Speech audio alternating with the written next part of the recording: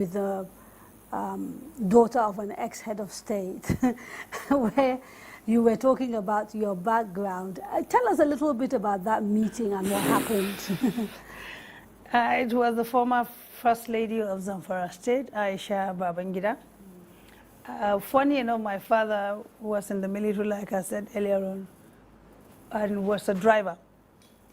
And my father happens to be one of his drivers. Of President, former head of state, General Ibrahim Babangida. And we are now talking to, I think it's Action Aids, the collaboration on the girl child that I was talking about. And I was one of the speakers. And I just looked at it and I said, what an irony of life. If anybody could for one day think that I, Binta Masi Garba, will sit down on the same table with a girl that my father was her father's driver, then I wouldn't believe it. But today is history.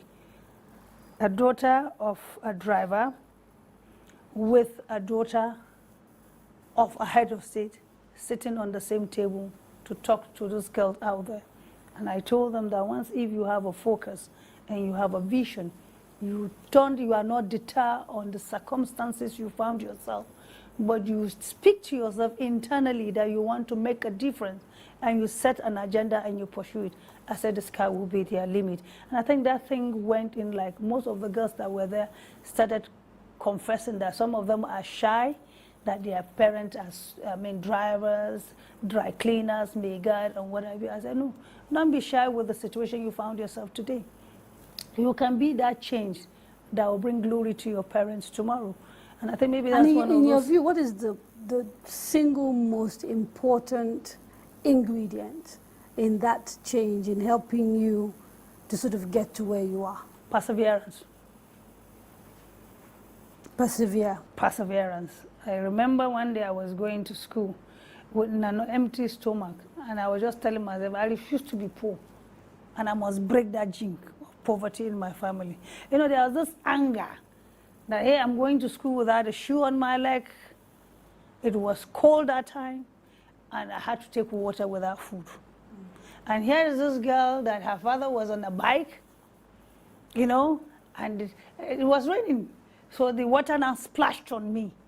So the anger of not having food, the anger of falling inside the mud, and again the clothes, my clothes again was mudded upon by the splashing of this thing. I was just telling myself, no, I said, maybe if my father had a bike too, maybe I wouldn't have been in this condition, you know.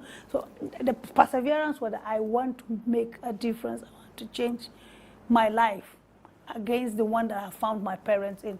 And I think that thing kept pushing me on.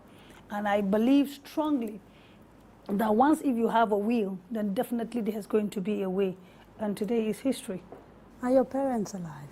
Yes, my father was 100 last year. He was what? Say that again. I was 100, he's still alive.